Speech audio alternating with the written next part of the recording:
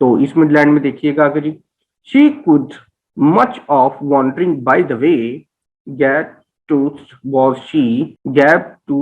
She soothly for to say.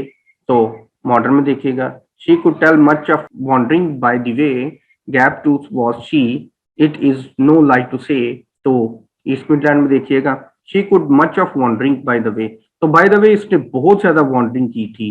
ये 4-5 मुल्क का जिक्र तो उसने कर दिया है। फिर उसके बाद गैट टूथ वॉज शी, इसके दांतों में गैप था।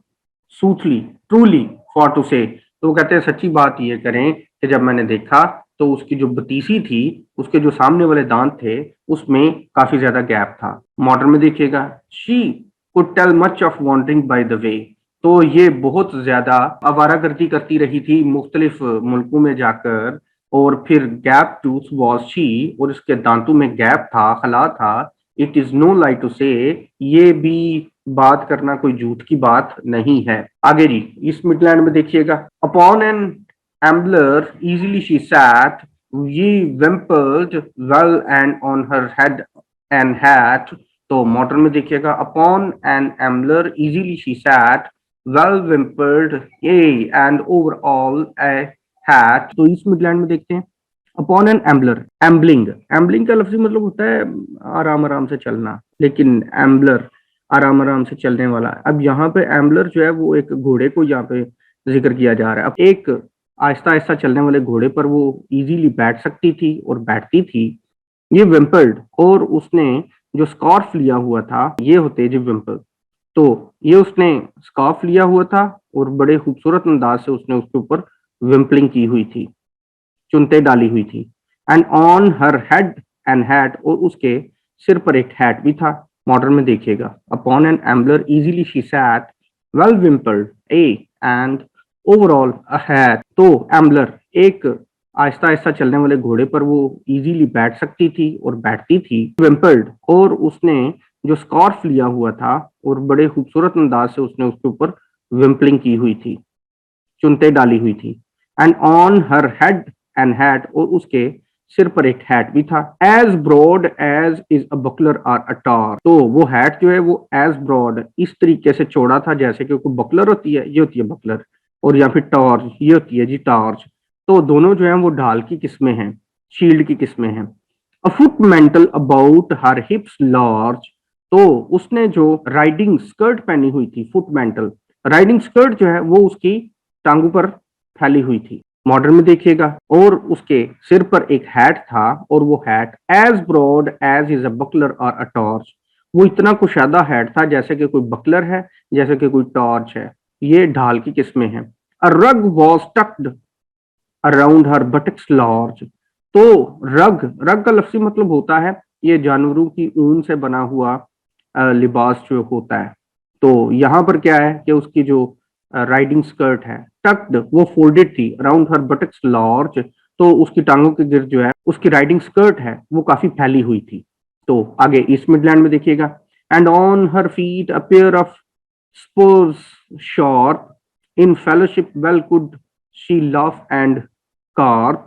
तो मॉडर्न में देखिएगा, and on her feet a pair of sharpened Spurs, in company well could she laugh her slurs. East Midland में देखिएगा, एंड ऑन हर फीट, और जहां तक उसके पैरों का ताल्लुक है, अ पेयर ऑफ स्पर्स शार्प, तो तेज मखनीज वाले उसने जूते पहने हुए थे। वो नोकदार जूते जो कि एड़ लगाने के लिए, घोड़े को एड़ लगाने के लिए पहनते हैं लोग, तो ये होते हैं जी तेज महमीज वाले उसने जूते पहने हुए थे। इन फेलोशिप, और कंपनी में, वेल कुड शी लॉफ, वो हंसती थी, एंड कार्प, और गुफ्तगू करती थी। मतलब क्या कि मर्दों की कंपनी में काफी खुशी के साथ वो ठट्ठा माहौल करती थी, लॉफ करती थी, कार्प, गुफ्तगू करती थी बड़े मजे से।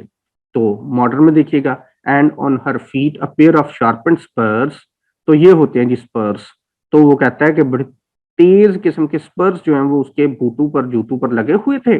इन कंपनी वेल, और मर्दों की कंपनी में, could he laugh her slurs. Slur का मतलब होता है गुफ्तगू करना, किसी के इंसल्टिंग अंदाज से या इनडिसेंट अंदाज से गुफ्तगू करना। तो वो मर्दों के साथ ठट्टा माहौल, हंसी मजाक भी करती थी और गुफ्तगू भी बड़े शौक से करती थी। तो आगे देखिएगा जी ईस्ट मिडलैंड में, of remedies of love she knew perchance for she could of that art the old dance. तो मॉडर्न में देखिएगा, the remedies of love she knew perchance for of that art she learned the old old dance. जी, तो East Midland में देखिएगा, of remedies of love, लो जी, मोहब्बत की जितनी भी बीमारियां थी ना, जो नौजवान लड़के लड़कियां थे, उनको जो जुदाई का गम था और उनकी जो बीमारी थी मोहब्बत की, उस सब के हल जो है वो इसके पास मौजूद थे। शी न्यू पर चांस, तो बाय चांस ये जानती थी, इतफाकिया तौर पर ये जानती थी, लेकिन कैसे? For she could of that art the old dance. तो डांस का मतलब अब यहाँ पे गेम, तो ये जो गेम थी मोहब्बत की और उसका जो आर्ट था, ये तो उसको आता था क्योंकि ये पुरानी खिलाड़ी थी इस गेम की। मॉडर्न में देखिएगा, the remedies of love she knew पर चांस, तो इतफाकिया तौर पर मोहब्बत की जितनी भी बीमारियां थी वो उनके तमाम हल इसके पास मौजूद थे। For of that art she learned, क्योंकि ये तो इस आर्ट में बहुत बड़ी स्कॉलर थी। दी ओल्ड ओल्ड डांस, क्योंकि ये तो उसकी ओल्ड गेम थी, ये तो उसकी ओल्ड फन था जिसमें वो माहिर थी। ये था जी वाइफ ऑफ बैथ का करेक्टर। जी, तो वाइफ ऑफ बैथ का जो है करेक्टर कंप्लीट हो गया जी। अब हम बात करते हैं जी पेपर के पॉइंट ऑफ व्यू से, बहुत ही ज्यादा अहम लाइनें हैं इसके अंदर और ये वाहिद करेक्टर है जिसके अंदर ढेर सारी लाइनें मौजूद हैं। ऑब्जेक्टिव के पॉइंट ऑफ व्यू से, पेपर के पॉइंट ऑफ व्यू से, इंफॉर्मेशन के पॉइंट ऑफ व्यू से। तो सबसे पहले जी वाइफ ऑफ बैथ, तो ये बैथ के इलाके से रहने वाली थी। दूसरा ये समवट डेफ, दैट वाज कैथी, तो ये थोड़ी सी जो है वो बहरी थी, ये भी बड़ी अहम जो है वो इंफॉर्मेशन है। फिर क्लॉथ मेकिंग का काम करती थी और यप्रस और गांठ के इलाके, तो ये भी जो है वो ऑब्जेक्टिव में आ जाते हैं, बड़ी अहम है। वैसे ये इंफॉर्मेशन के जब कोई बंदा उससे बढ़कर जो है वो चैरिटी करता था तो ये चैरिटी जो है वो बिल्कुल खत्म कर देती थी।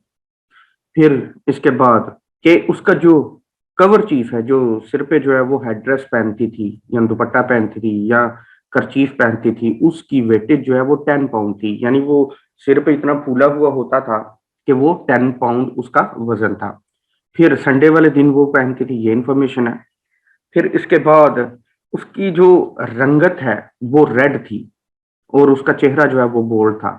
सबसे अहम लाइन इसकी, सबसे अहम लाइन जो कि अक्सर व बेशतर जो है वो पेपर में आती है, और वो क्या है?